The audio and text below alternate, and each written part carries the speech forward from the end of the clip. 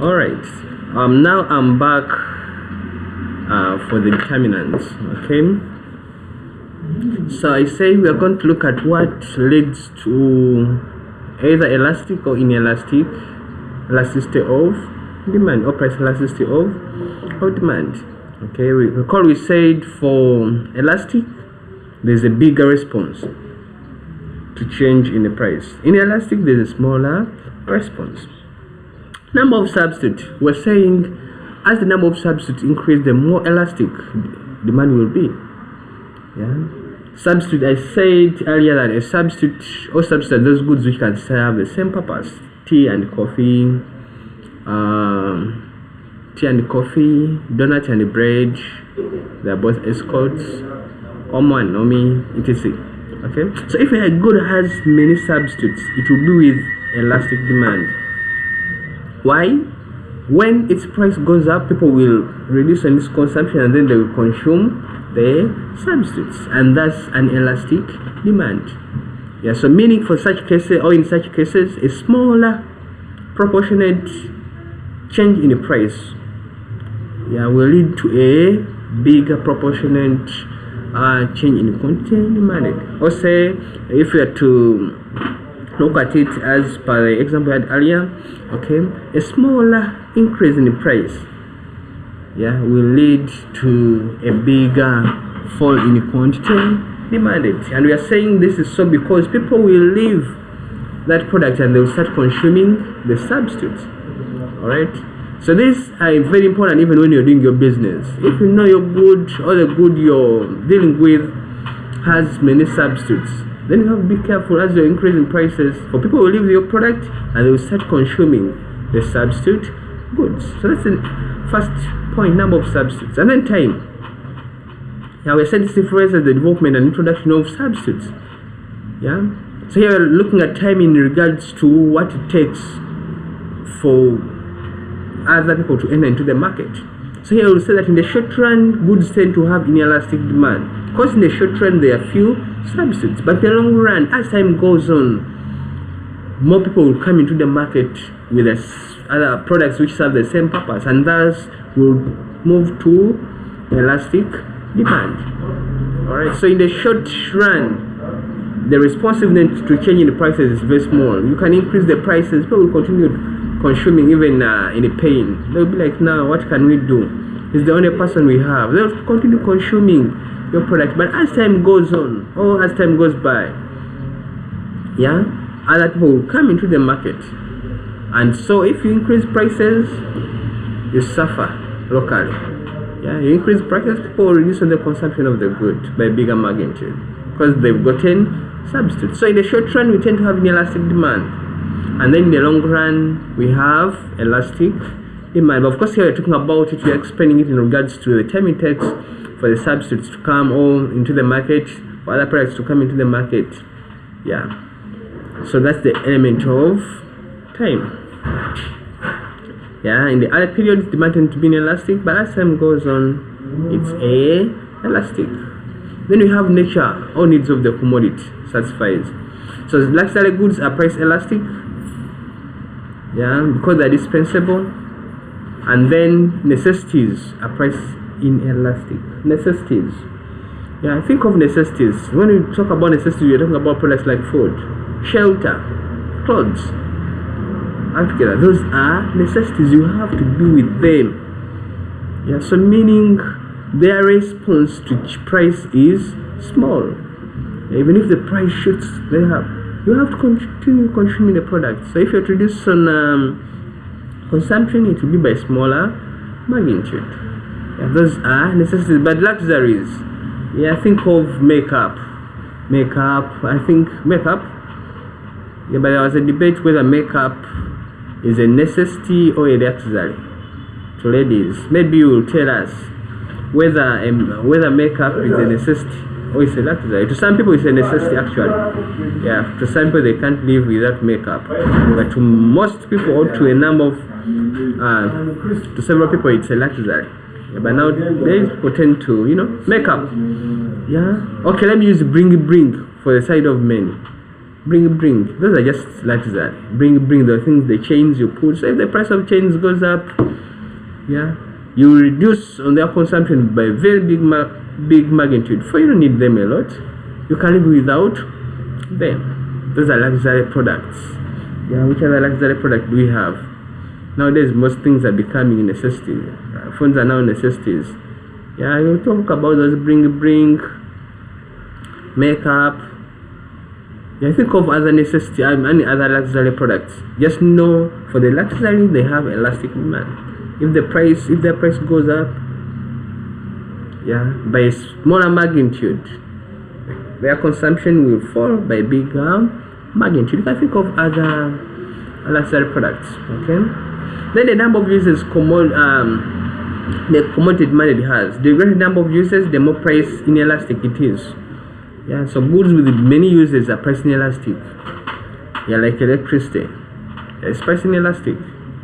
Yeah, because it serves a lot. Yeah. If you have electricity, you're going to use it to cook, you're going to use it to iron, to watch, and everything. Meaning, even if the price goes up, you continue consuming more of the products. Yeah, because it serves many or several purposes. You feel like it's it's worth at least having, because it serves several purposes. Yeah. Okay. Cost of the commodity. When an item represents a relatively small part of our total budget, we tend to pay little attention to its prices. Markbox.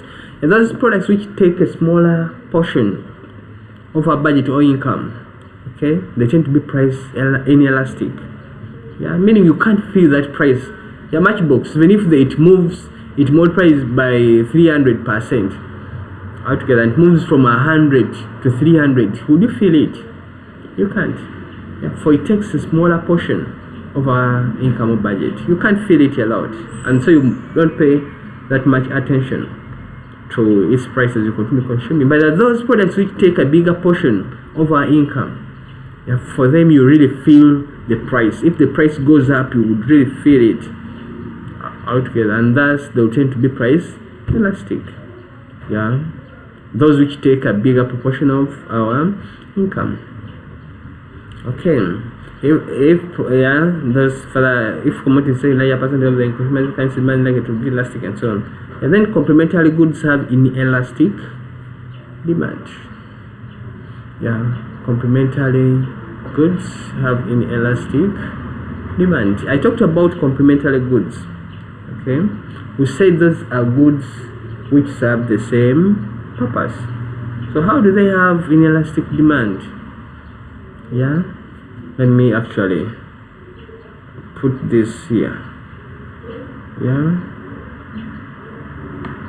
how do they have inelastic demand? How do they have inelastic demand? How? I need answers. How? I need answers in our discussion.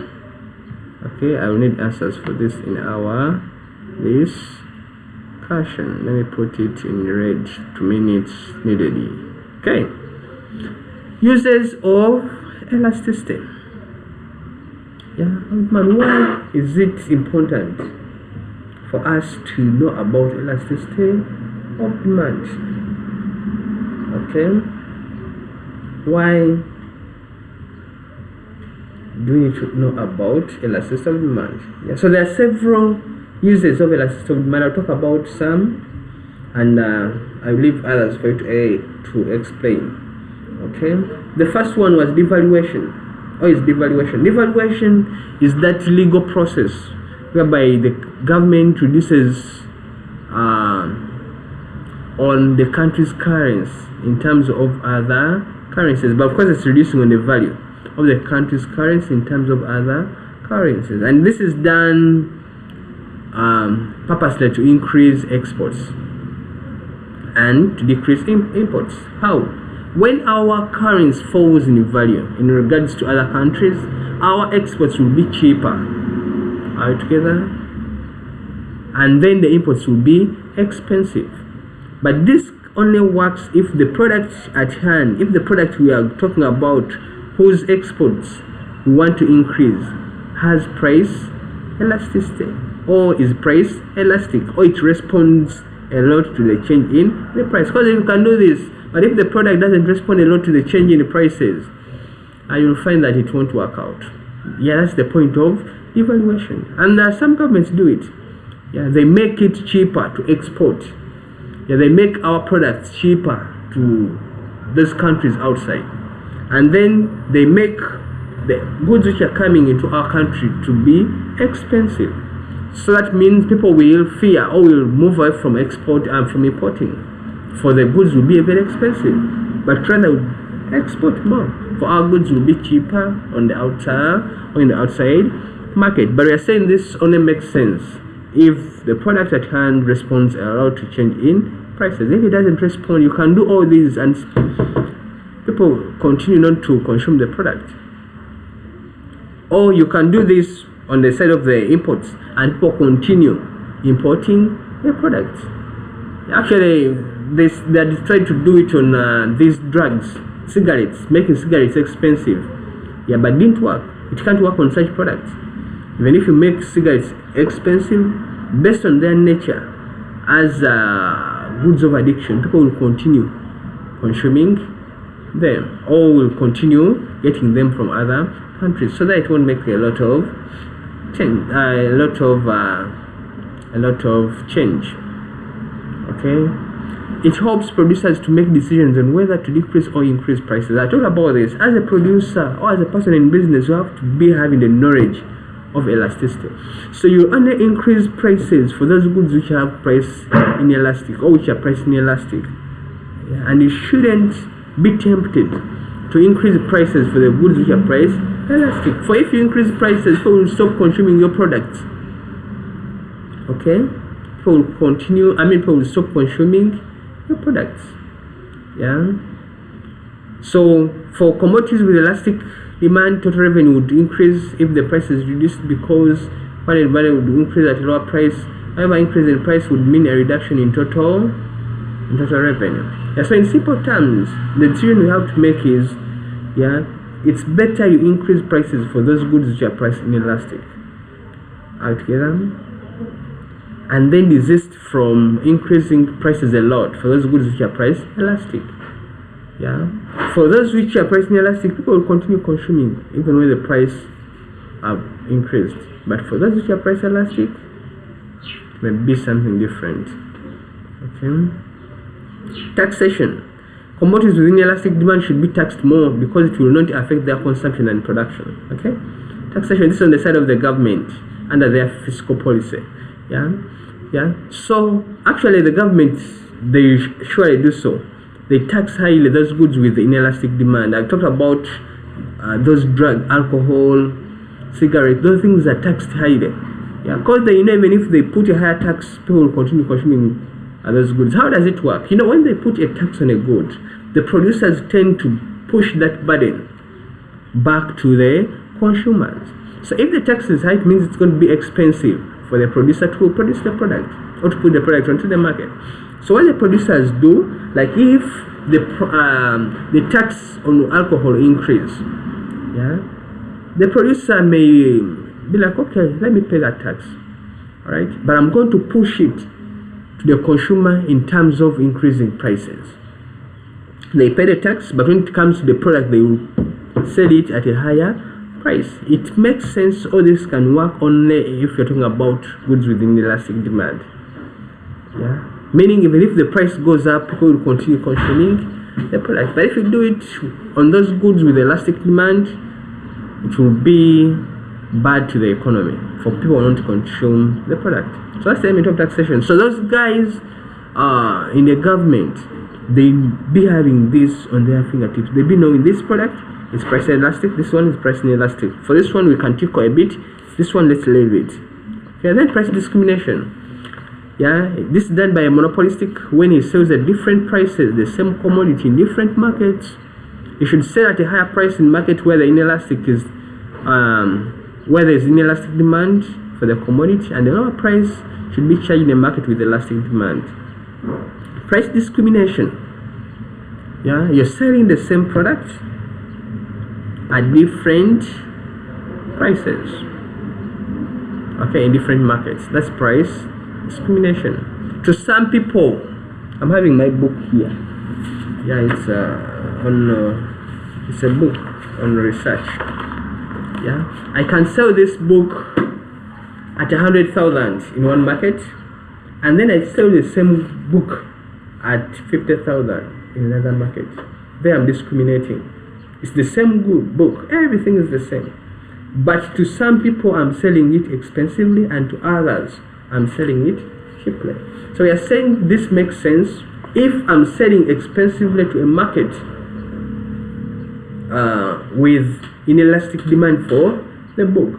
For instance, those in academia, for them, they know by all means they need this book. Yeah, it's on ratings and analysis. Yeah, it's a book for mass communication. So if I'm selling it to the students of mass communication, I can sell it to them at a higher price. Yeah, for it, to them, it's a necessity. They need to do with this book. They need to do with this book on rating analysis. Okay, but if I'm selling it to a different market, maybe a person who is not a lot into this altogether, I have to sell it at a lower price, for they can do without it altogether. But for those in mass comm, they can't do without this book. So to them, I'll sell at a higher price. Okay, for their demand for this good is inelastic altogether. But if I find a person who is doing something which is far related to this, maybe wants the book to just put in the library or in his home library, you know, to that person it won't make sense to buy a book at a higher price. So for them, I can't sell it to them at a higher price. So it's vital when we are dealing with, or when we talk about price discrimination. So it's vital for price discrimination. Okay. All right. Then the other thing is elasticity of supply. For elasticity of supply, I won't go deeper. I'll just introduce it. You'll use the knowledge you've acquired from elasticity of demand, and then you do further reading about it. Okay. Let me just talk about it briefly. Yeah. The earlier elasticity was responding to demand. Okay, but now there is elasticity on the side of the suppliers. Yeah? So, and it refers to the degree of responsiveness of quantity supply to changes in the price of the commodity. Yeah, we are looking at how quantity supply responds to the change in price of the commodity. Okay, so essentially when we speak of elasticity of supply, we mean price elasticity of supply, because other determinants of quantity supply are difficult to measure. So the formula is mostly like the one we had for elasticity of demand. Changing the quantity supplied divided by changing the price times the original price over the original quantity supplied. But for this, the answer will be a positive.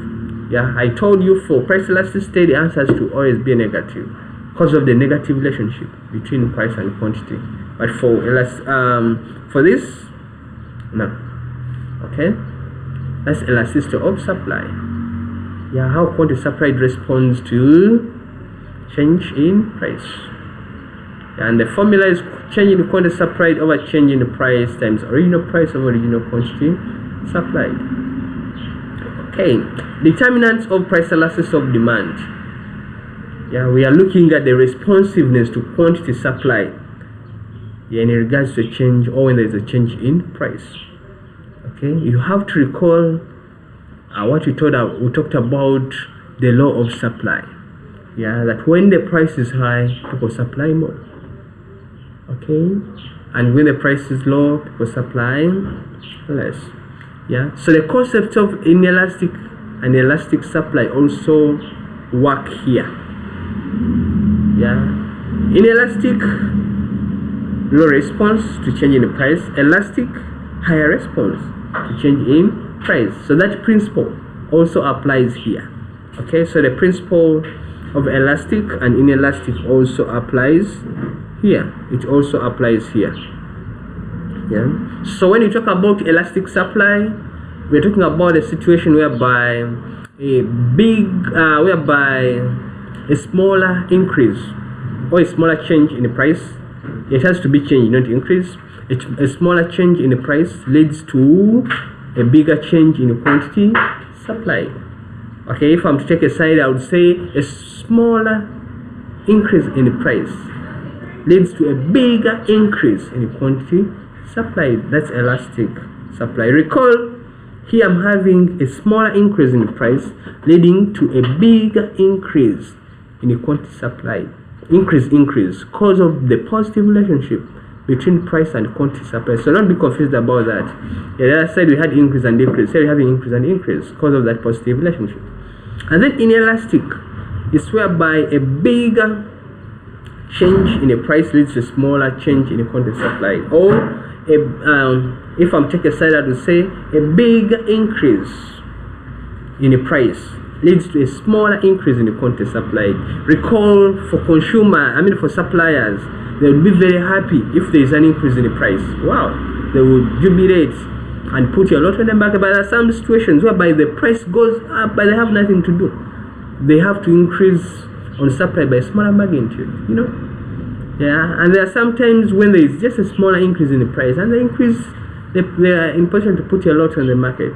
Yeah, so we are going to see what really causes that altogether, elastic and inelastic. Please, we should differentiate this having in mind the law of demand and the law of supply. Okay, for this case, an increase in the price will lead to an increase in quantity supplied. Yeah, so we should always have that in mind as we continue. Time. In the long run, the price elasticity of supply is higher. That means it's elastic. Yeah, this is because producers are able to vary both their fixed and variable factors of production, which is not possible in the short run. Meaning, in the long run, the response to price is higher than in the short run. Okay, meaning in the long run, a person is in a position to increase supply to meet the increase in the price. Yeah, so in that case, even if there's just a smaller increase in the price, people are in position to produce more to put on the market. But in the short run, there's inelastic demand altogether. For you can produce less in the short run. So even if the prices go up, you look at them, admire, and then you just add a few goods on the market. For you don't have the capacity to increase on production by that magnitude. Cost of production. When the cost of production is low, price elasticity of supply is high, and vice versa. Yeah. Recall, when we are producing, we incur some costs on labor, rent, land, raw materials, and etc. all together. So when the cost of production is low, price elasticity of supply is high. Meaning, if the cost is low, you're in a position to produce more, and then you're in a position to respond more to the increase in prices. So you're in a position to have something to produce more to add on the market when the price has gone up, and vice versa. When the cost of production is high, you tend to have inelastic supply. Yeah, there can be an increase, a bigger increase in price, but you can add something very small to the market because it's hard for you to produce. The cost of production is high, you can't produce a lot in a small time. Then I find a bit of factors of production. I said when you're producing, you need some factors, things which you aid in production. When the factors of production are in printing, price elasticity of supply is higher, and vice versa. I recall when we talk about higher, we're talking about elastic. Yeah, let me just put it somewhere to avoid wondering, what is higher, what is higher, what is higher. People may be wondering what higher is. Let me just put something. Unless I will put for one, higher elastic supply. Elastic supply. Okay. Yeah. Please don't use vice versa when you're answering these things, or when you're responding to, Yeah, don't use and vice versa. What's the vice versa? Yeah, you're like people. You would be like a person who would say my answers are like the ones for Chagulai. Yeah, so shouldn't put. I've just put availability of factors of production. When the factors of production are in printing, then elasticity of supply will be higher, or it will be elastic. And when the factors of production are not enough or not available, we will tend to have inelastic supply, or the response to change in the price will be low. Yeah, remember here you're responding by supplying altogether. So if the factors of production and printer, you respond by supplying more. Yeah, but if they're few and expensive, then you supply less. Nature of the commodity, gestation period, and so on. Gestation period, let me talk about it. It's the time it takes to produce a commodity. Commodities with a shorter gestation period, they have more elasticity of supply than ones with longer gestation period. Altogether, gestation meaning for commodities for which it takes little time to produce, yeah, there will be a higher response to change in the price. Meaning, even if they increase on price by a smaller magnitude, you'll be in a position to put more on the market because it takes little time to produce the commodity, like chapatis. If you just know that the price has increased from 500 to 700, you can, because it takes few minutes to make a chapati, you will put more on the market. But that's some products which take some good time to produce, and thus the response will not be that high, but it will take some time to produce the product. And then price expectation, elasticity of supply may be low when there is expectation for prices to rise. Yeah, when we expect prices to be higher in the future, we respond in the current period by smaller magnitude. For any supplier, what puts a smile on your face is a higher price. Okay, so if you expect the price to be high in the future, yeah, currently you won't respond that much to increase in price or change in price. Why? Because you know the future is better. You're expecting better in the future. So now you'll be like, the price has increased by 100. Let me just add a few products. Yeah, the price has increased by this amount. Let me just add a few products. Because you expect that in the future it will be huge. Then there are other types of elasticity we can talk about, or you can go and read about income elasticity of demand. Yeah, and measure responsiveness of demand to change in income. Income elasticity of demand. Here we are looking at how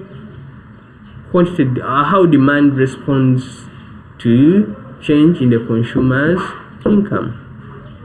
Yeah, change in quantity demanded over change in the income times original income over original demand. Yeah, given that the income of someone that increases from 100 to 110, from 1,000 to 1,000 to 100, the amount demanded by him increases from 50 to 55 kilograms. Calculate the income elasticity of demand. The same formula we used.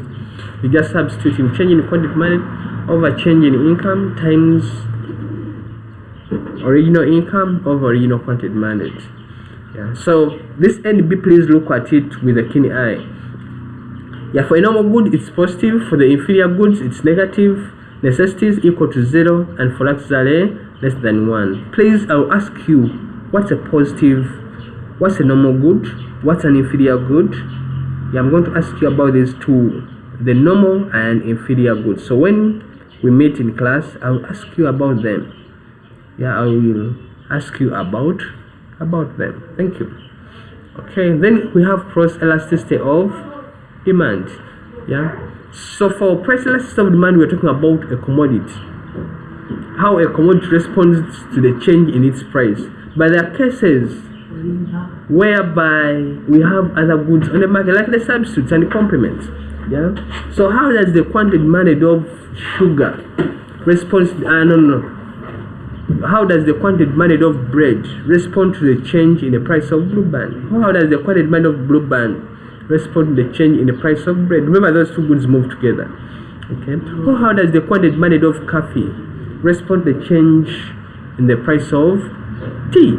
Those are substitutes. That's the cross elasticity of demand. When we get time, we'll talk more about the cross elasticity of demand. Thank you very much. Please attend to what I've left behind. For when we are to discuss, I will ask you to explain to me the things I asked you to read about. Have a blessed day.